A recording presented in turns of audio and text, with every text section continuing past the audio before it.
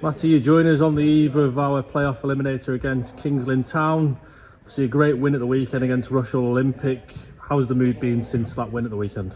Yeah, it was brilliant. Obviously we had our evening awards due on Saturday, so we got together then. Really enjoyed it. Good to spend time with the lads, and like I said, off the back of a great win, it was a good night. Yeah, we all enjoyed that, an alcohol-free evening, and on that night obviously you came away with the Manager's Player of the Year award, a fantastic achievement for you, and one that you said that you didn't expect to get. Is there anything further behind that, or just a case of nice to get that bit of recognition from the gaffer? I've just played under the gaffer for a long time now. He was the assistant and now manager, and he's very much pro striker, so sometimes doesn't really concentrate on the goalkeepers as much, but it's really good for the recognition, so I thank him for the award. And obviously I'm really happy with my performance this season, but really hoping the lads can progress tomorrow night. But for a fantastic header that got the opener for Rushall, it would have been your 17th clean sheet of the season.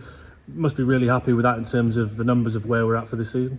Yeah, especially recently, I think we've kept quite a lot of clean sheets. We've defended quite well.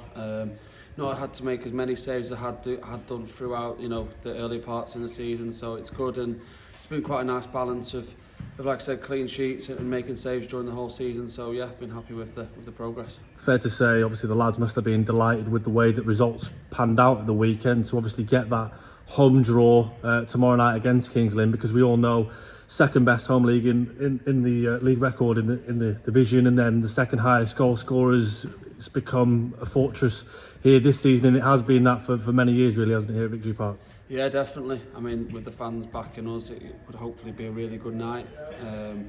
Like I said, this season it's been a really sort of big place for us to play our football. We've had a lot of good results here, probably more so than the away games. So it's massive for us to get the tie at home, and like I said, hopefully we can progress, and it's going to be a really tough game against Kings Lynn. Fair to say, from your point of view, I think you more than anybody else in that dressing room knows what it means and what it takes to go on and win one of these games. And what would you probably say to some of the younger lads or the newer lads that have come in? Is it just a case of try and take it one game at a time and just focus on the job in hand? Yeah, I think you've just got to play with no.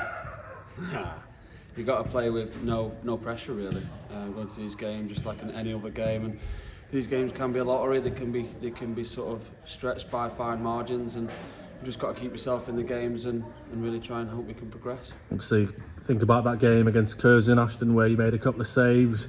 Obviously the infamous one against Spennymoor. Do you think the lads maybe will be practicing a few penalties tonight at training?